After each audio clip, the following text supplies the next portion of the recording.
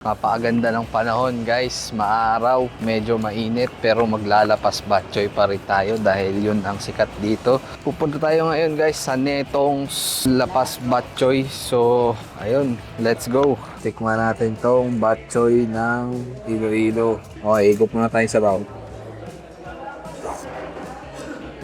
Sarap. Kahit sobrang init ng panahon, pag hinigop mo to, very comforting siya. Okay, tikman natin tong puto. Kaya nga sa Lucena. Sa Lucena. Lucena nga. Medyo malagkit. Parang bigas talaga siya. Pero may lasa siyang konting parang niyog. Lahat to siguro sa dinuguan kasi parang bagay siya sa maalat. Bagay rin sa dito. Ito yung batchoy guys. So meron siyang noodles, may lamang loob, may atay, may chicharon, may bawang. Yan, tikman natin. Yung lasa ng noodles niya parang mami, pero walang panghi. Kuha tayo ng mga lamang loob. Ito yata to, parang may tendon. Okay, tikman natin. Sarap.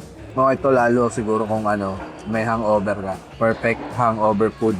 Kasi maalat, tas mainit. Natawsaw mo ba? Masarap siya guys. Pero nasan yung bone marrow? Parang gusto kong mag-take out ng puto. Mahilig kasi ako sa puto eh. Parang kakaiba yung lasa ng puto, Bagay ka. Parang na-absorb niya yung alat nung sabaw. Pero di siya ganun kabigat sa tiyan. Ako, puto niya medyo malagkit. Sarap. Tingin ko yung nagpapalasa dito yung dahil binalot siya sa dahon ng saging. Hanggang ngayon guys, hindi pa rin namin nahanap kung nasan yung bone marrow. Feeling ko wala. So ayun guys, very straightforward yung lasa niya. Maalat, tapos yung syempre mga lamang loob, yung karne, yung chicharon. Maalasahan mo siya individually kasama nung pinaka parang alat ng sabaw. Tapos itong puto, yun. Ito yung tingin ko yung pinakamasarap dito sa order namin. Although dalawa lang order namin. Pero ito yung pinaka na-enjoy ko. So ayun, ubusin muna namin to. Tapos punta tayo sa next na pupuntahan natin.